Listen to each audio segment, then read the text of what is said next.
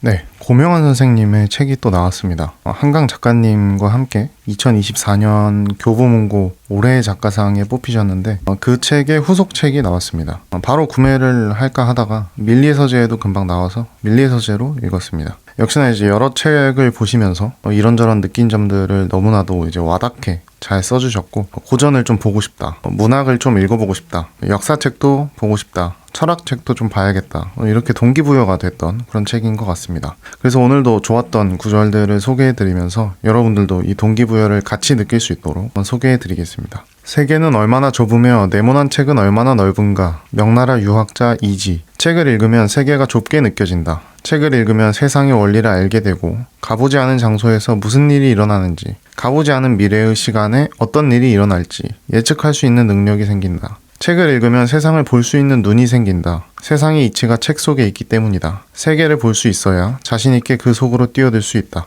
세상에 대한 두려움이 사라진다.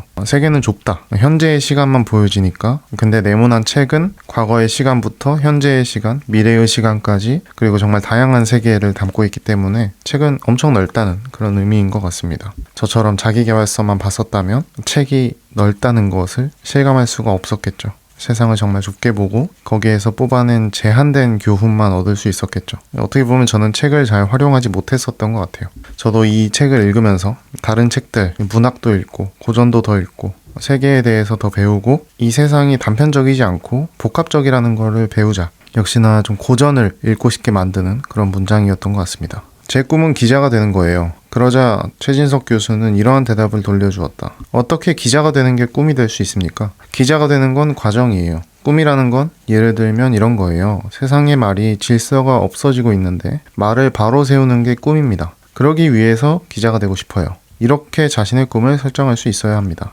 그러면 우리는 어떻게 꿈을 설정할 수 있을까요? 돈 버는 유튜버가 되는 게 꿈이에요. 이렇게 하면 안 되고, 세상이 그저 돈만 많이 벌고 좋은 대학, 좋은 직장, 좋은 아파트에 사는 게 전부인 것처럼 보여집니다. 하지만 돈이 많은 것도 분명 좋지만 지혜로운 것도 중요하고 좋은 자산이 되죠. 저는 나도 지혜로운 사람이 될 테니 구독자분들도 같이 지혜로운 사람이 되어보자 라는 이야기를 하고 싶습니다. 그래서 우리나라가 좀 더 지혜롭고 따뜻한 사회가 됐으면 좋겠습니다. 그러기 위해서 저는 지혜에 관련된 이렇게 여러 책을 소개하는 유튜브를 하고 있습니다. 이렇게 저는 꿈을 설정해 볼 수 있었던 것 같습니다. 여러분들의 꿈은 어떻게 되는지 설정해 보시면 좋을 것 같아요. 이 모든 과정을 이뤄주는 건 독서밖에 없다. 네모난 세상을 가슴에 품으면 세상을 내 발 아래 둘 수 있다. 얼마나 멋진 일인가. 당신은 이미 마음이 커졌다. 지금의 마음을 기억하라. 당신은 원래 큰 사람이다. 하지만 나는 이럴 때 어떻게 하면 되는지 안다. 책을 더 읽으면 된다. 그뿐이다. 창조적 대가를 연구한 결과 그들의 공통점 중에 하나는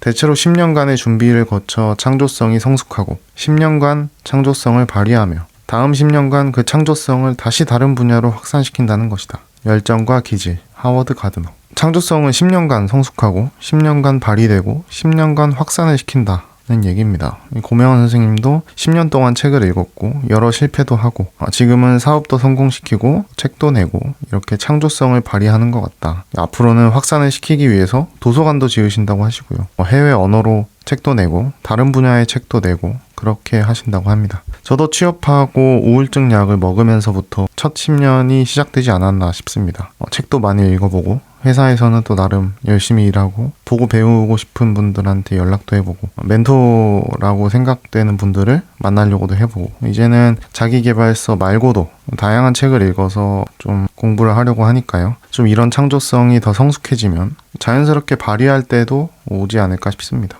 10년은 성숙해야 된다고 하니까요. 조금 더 인내심을 가지고 더 길게 좀 멀리 봐야 될 것 같습니다. 내 눈에 욕지도 바다가 푸를 수 있는 이유는 바로 여기에서 작가로 치열하게 일하기 때문이다. 송은이와 통화를 마치며 우리는 알지 그 마음 알지를 서로 외쳤다. 우리는 앞으로도 치열하게 살 것이다. 빡빡하거나 쫓기는 삶이 아니다. 오히려 시간을 초월한 어떤 여유로움마저 느껴지는 삶이다. 지금 이 순간 나는 행복하다. 어린 시절 밤하늘에서 별을 찾듯이 책 속에서 글감을 찾는 욕지도의 새벽이 아름답다. 이 충만함을 독자 여러분께 전달하고 싶다. 그냥 지금이 좋다. 저도 지금은 사실 일하는 게 정말 행복합니다. 물론 회사를 다닐 때는 일하는 게 너무 싫었지만 이제는 이렇게 책을 읽고 관련된 글을 쓰고 그걸 촬영해서 편집하고 영상으로 또 올리고 이런 과정이 좀 너무나도 충만하고 뿌듯한 것 같아요. 그 조회수가 좋든 안 좋든 떠나서 결과가 어떻든 간에 뿌듯함을 느끼는 것 같습니다. 근데 이제 결과까지 좋게 하려면 어떻게 해야 될까? 이제 고명환 선생님은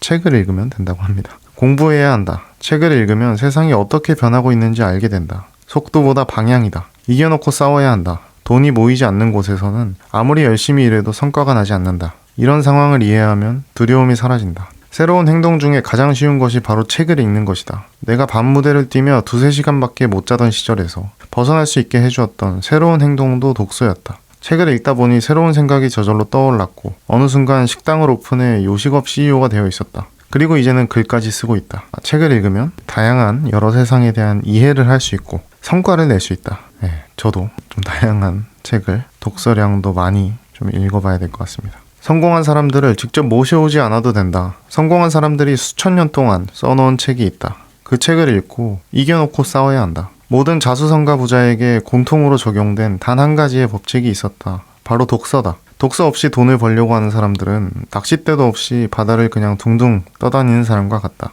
그러다 불경기라는 파도가 오면 이리 밀리고 저리 밀린다. 고전은 매뉴얼이다. 나침반이다. 사람에게 묻지 말고 고전에 묻자. 우리가 만날 수 있는 100명 중에 2명만이 성공한 사람이다. 고전은 100권 중에 100권이 모두 성공한 사람의 말로 쓰였다. 고전이라는 낚싯대와 고전이라는 낚싯배를 가져야 한다. 이미 고전을 읽고 있는 당신은 돈이라는 바다의 주인이다. 성공한 많은 경영자들이 쓴 책을 읽어보면 남들 눈에는 보이지 않는 길 위에 놓여있는 커다란 황금이 보인다고 묘사하는 경우가 많다. 사유하는 시선이 높아져 높은 곳에서 세상을 내려다보니 인간이 그려나갈 무늬가 먼저 보이는 것이다. 자, 이제 당신이 독점할 수 있는 세상을 찾아보자. 당신 눈에만 보이는 눈부신 황금의 길을 찾아라. 세상엔 각자의 길이 있다. 반드시 있다. 아직 보이지 않는다고 걱정하지 마라. 책이 알려주는 길을 꾸준히 따라가라. 의심하지 않고 포기하지 않으면 곧 당신의 눈에도 커다란 황금이 보일 것이다. 인생을 살면서 문사철 600을 목표로 해야 한다고 늘 이야기한다. 문사철 600은 문학책 300권,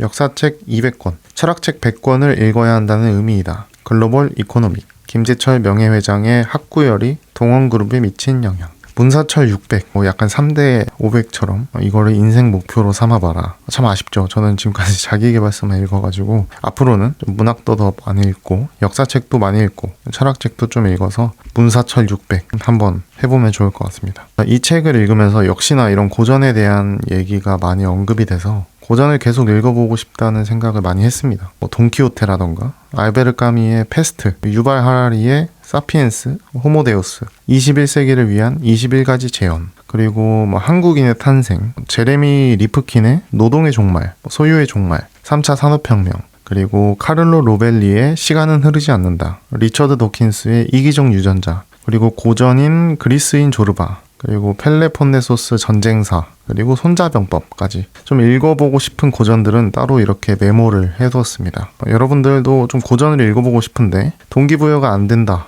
그러신 분들은 일단 이 책 시리즈, 고전이 답했다 시리즈를 정말 추천드리고요. 이 책을 읽고 동기부여를 받으셔서 고전에 도전해보시는 걸 추천드립니다. 좀 재밌었던 것 같아요. 고전을 읽으면 느끼는 점도 많고, 고전을 읽기 전에 좀 동기부여가 안 된다, 너무 읽기가 어렵다 그러면 저는 일단 후기를 먼저 찾아봅니다. 그 고전에 대해서 이런 토크를 한다거나 아니면은 어떤 프로그램을 찍으신 분들을 보면은 그 고전에 대해서 나도 읽어보고 싶다는 생각을 좀 할 수 있는 것 같아요. 그래서 지금은 좀 돈키호테를 읽어보려고 하는데 엄두가 나질 않아서 돈키호테 영상을 좀 찾아보고 있습니다.